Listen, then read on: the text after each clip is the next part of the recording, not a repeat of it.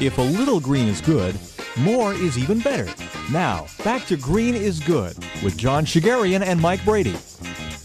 Welcome back to Green is Good, the UK special today on Green is Good. We are so excited to have Rachelle Strauss, who's a member of the Strauss family, both with her husband and her daughter Verona. They own and run and are the founders of MyZeroWastecom. Welcome to Green is Good, Rachelle. Thank you so much.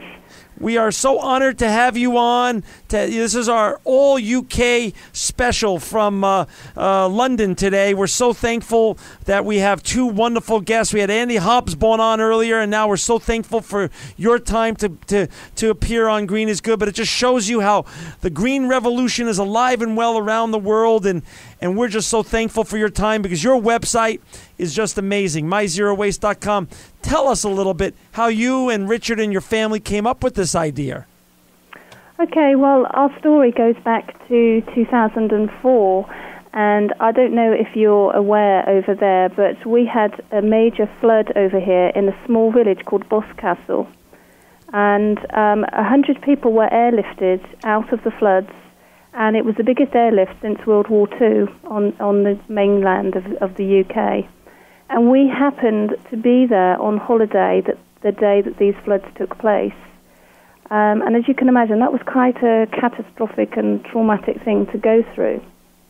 And when we got back from that, it kind of had this major impact on me that I thought maybe climate change was happening, and it was real, and it was happening right now. And, you know, I looked at my daughter, who would have been 3 at the time, and thought about her future and thought, I have to do something. And I couldn't go back to the village to kind of physically rebuild it. I couldn't give them money. And I was thinking, what can I do with this? So I decided to go in at the root level and to try and just do a little bit to change the way that I was living and perhaps to change, you know, the future of the environment. And so I set up FreeCycle. I don't know if you've heard of Sure. that over there. Yeah. Mm-hmm. It's a brilliant scheme where people who have things that they no longer want, instead of them to other people for free. And I set up our local group, and I ran that for a couple of years, and I felt really good about what I was doing. And I eventually handed that over because we had about 4,000 members. It was getting quite big to manage. And then I decided to do something on a more personal level, which was simply to reduce my own landfill waste. And at the beginning of 2008, we all sort of set the year off with New Year's resolutions. I decided that was going to be my thing. And I mentioned it to my husband, Richard, and he didn't want to know.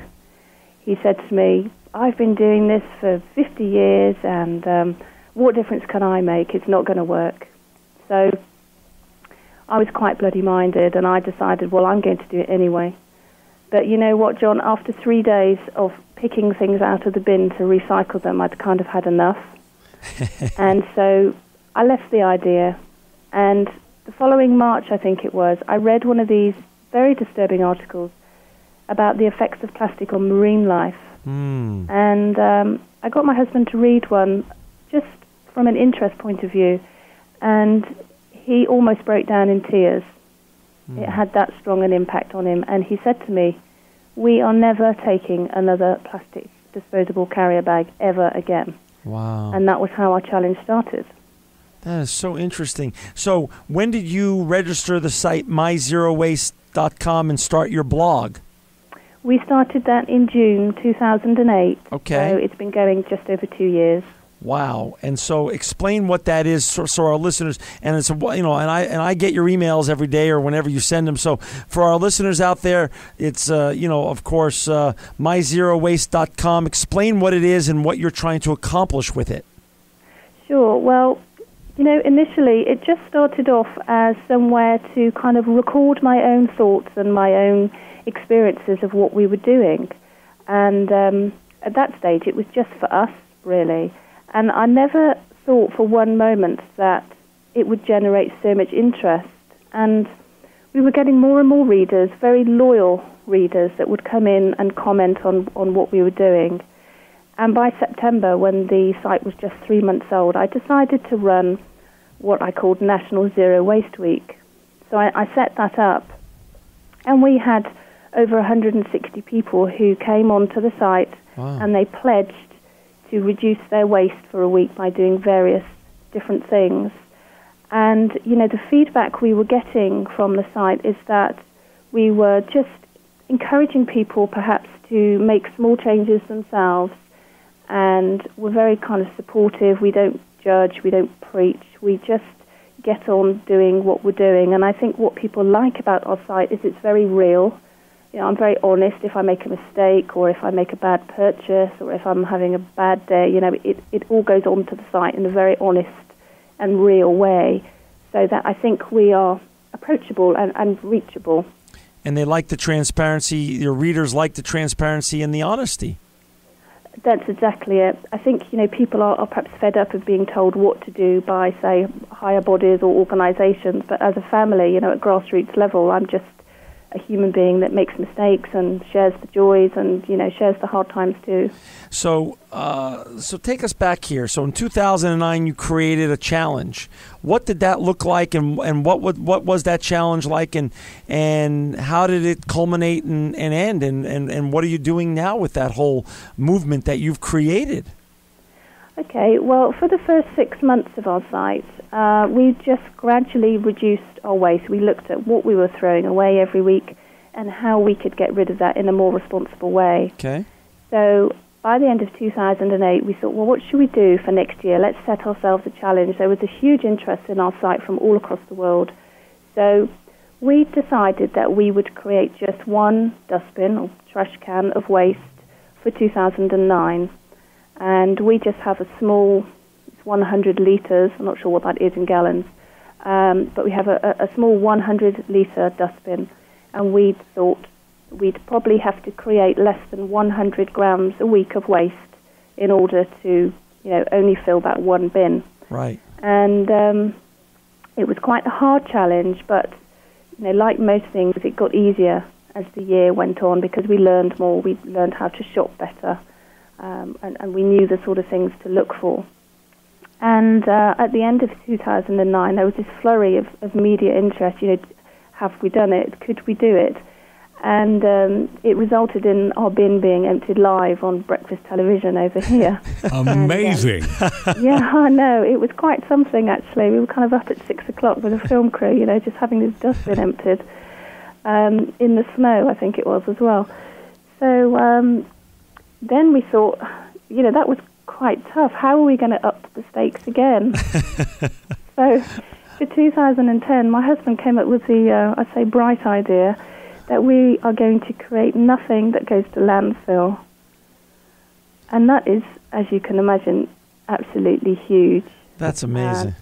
Wow. Yeah, we're halfway through the year. We do have a small box of stuff that we need to contact the manufacturers about because we don't know what to do with it.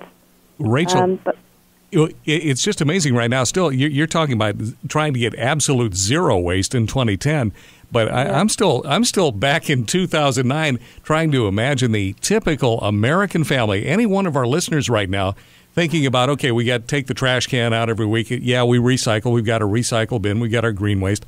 But think about take one of those, and could you and your family, just with all of the stuff that goes into the trash, going into a landfill, could you make that one container last you an entire year? I mean, that really, what you did was amazing in 2009, and you're trying to do better in 2010. And do you know the really strange thing is that prior to this challenge, this is my confession to all of your listeners. Everybody listen up here. Yeah.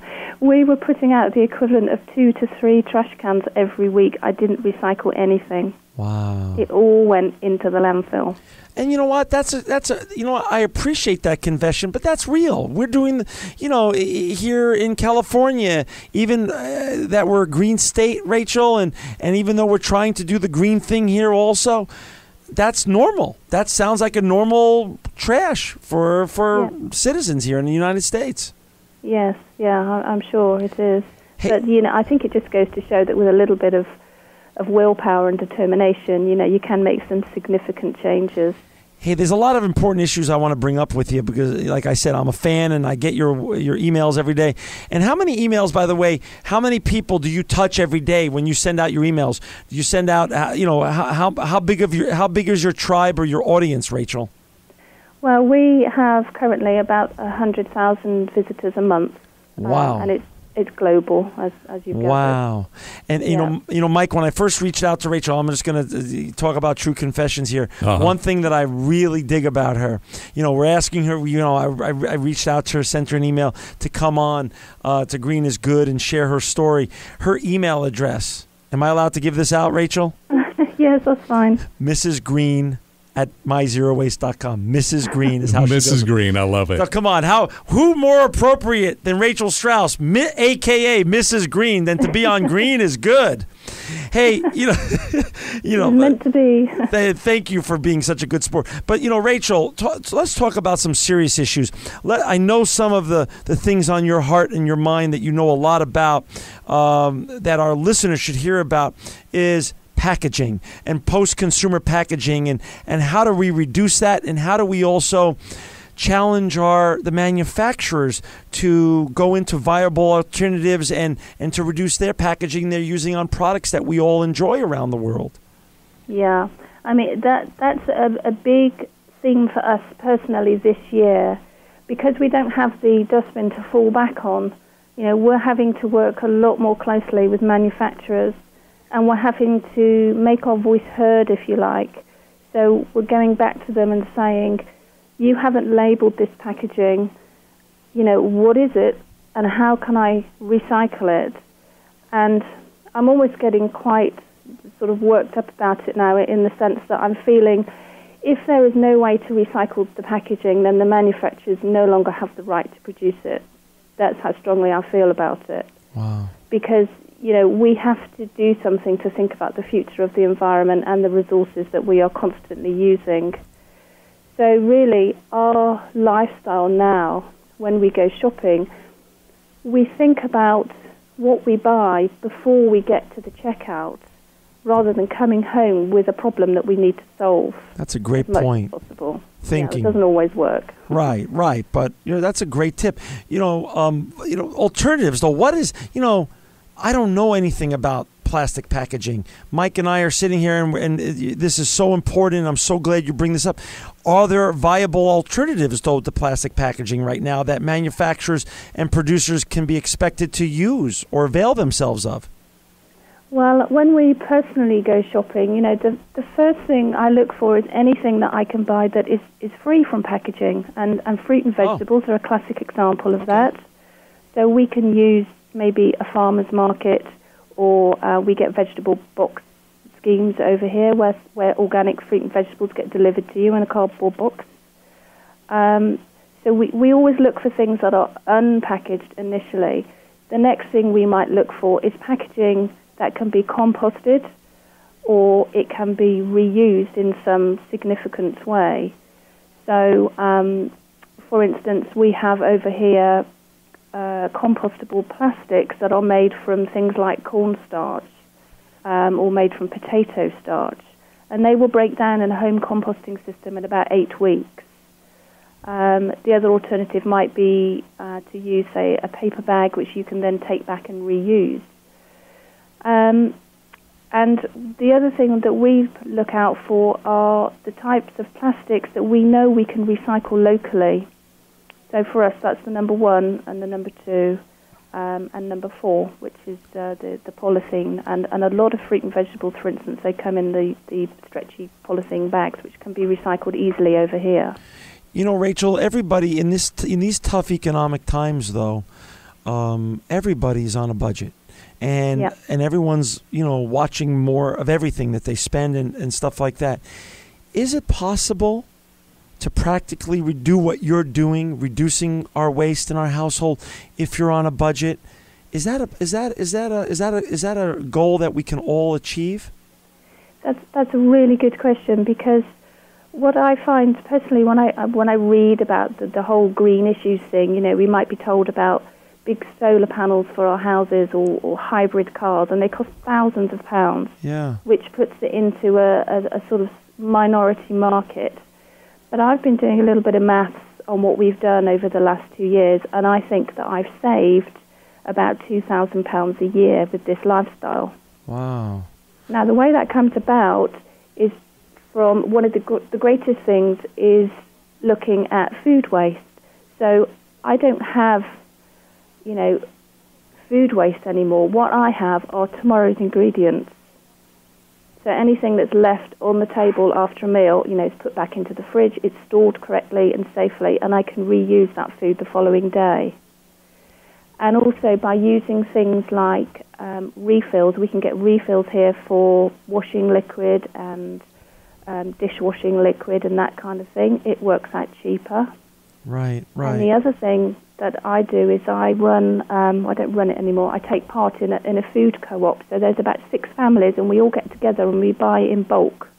And so, for example, if we buy, say, dried fruit, getting a 1 kilogram bag of dried bananas, you get a lot less packaging than you would if you bought, say, 10 100-gram bags. Plus, I'm saving about 25% because I'm buying in bulk. Sure, you get that discount for the buying power when you, and what a great social thing too. I mean, a chance to get together with friends and neighbors while you're doing something that has to be done all the time, which is buying food. That's right, and I've discovered as well there's people in my community who I never knew maybe had an interest in whatever, organic food or reducing their waste. So it's actually a nice way to find people of a like mind. Right. Now, go on, Rachel, I'm sorry. No, I was just going to say, and the final thing, if you've got any room at all at home, is just to have a go at growing some of your own food. You don't have to have a massive garden, and it doesn't have to be a lot of time because you can grow things in containers or even herbs on your kitchen windowsill. Mm-hmm. Now I see why you're so popular because, listen, Mike and I love having this platform to share inspirational words, to have our guests share their creativity and their visions with our listeners. And we have big companies like Walmart come on the show, but then we love having entrepreneurs like you who are really just laying out some simple steps that families can avail themselves of and really feel like they're participating and becoming part of the solution. We are very solutions-based, actually. I do have my days, and you've probably read them on the blog. Or I just I love your blog, by the way. Yeah. I'm a big fan. But, the majority of it is solutions-based, and also we really advocate just doing a small amount. I think people get really overwhelmed by the problems that, we are potentially facing and feel paralyzed to do anything at all because they think they have to do this and that, and it's going to cost money and take time. But, the way I look at it is if everybody in the UK recycled one more can, that would be 60 million less cans going into the landfill. Wow. So the collective impact of what we can do is phenomenal. And as individuals, we only have to do just 1 or 2 small lifestyle changes that don't take too much time.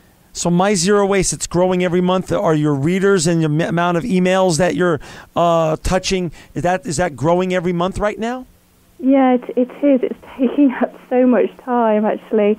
And also, I'm getting ready to launch the 3rd Zero Waste Week in the beginning of September. So, I'm kind of firing on all cylinders at the moment.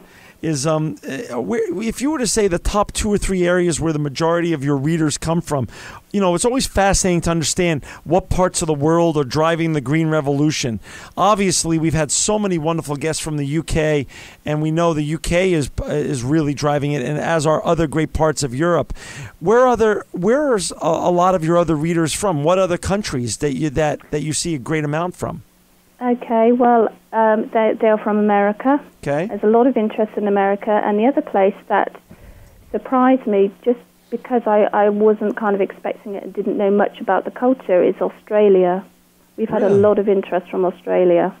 Oh, wow. Yeah. That's interesting. So it's those 3, the UK, America, Australia. That, so now is the BBC going to be televising? Do they televise the culmination of each of your challenges? Well, that would be really nice, and I will be getting in touch to see if they want to come along. But, of course, hopefully there'll be no bin this year. If they're listening to this show, we advocate that they televise you every time that you finish your challenges.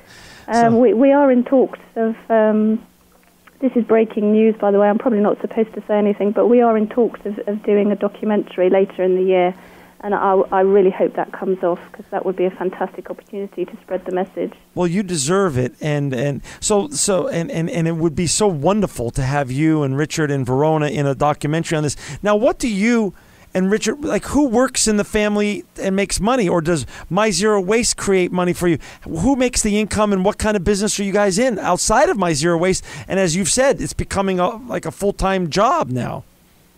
Yes, it is. Unfortunately, the site doesn't make any money. We sort of fund it ourselves. Richard is very gifted and skilled in web design, and he actually built the site for me. So he designed the whole site. So wow. He didn't have an outlay for that. So we just run the servers and the hosting. I write the content, obviously. Our daughter is home educated, so I'm at home with her. And unfortunately, at the moment, Richard's not working.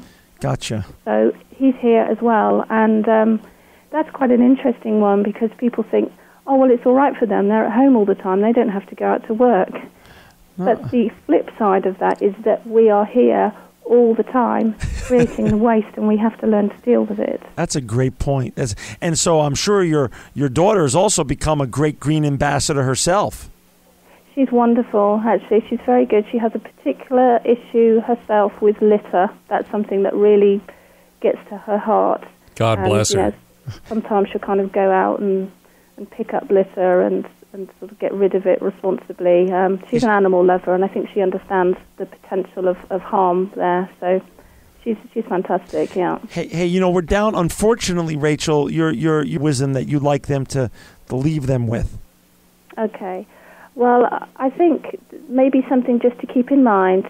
Often my friends say to me when they go to throw something in the bin, my face is there in their mind. But the thought I'd like people to have is that when we get rid of something, we say we're going to throw it away. And I would just like people to stop and ask themselves where away is, because there is no such place as away. And actually, it's a landfill site, or it's an incinerator, or it's a ship to China. That is so well said. And for our listeners out there that want to continue to get more pearls of wisdom and be further inspired by Rachelle Strauss and her wonderful family, Richard and Verona also, please look up her blog and her URL, MyZeroWaste.com. It's truly wonderful. I get inspired all the time. Whenever I get your emails, I just smile, and I just want to say thank you for that, and thank you for what you're doing for the environment and for the world. And Rachelle Strauss, you are an inspiration. You are an ecopreneur. You really are Mrs. Green, and truly living proof that green is good. This program will be available for downloading in a couple of days from our station's website, keyword podcast. Thanks for listening, and join us again next week at the same time for another edition of Green is Good.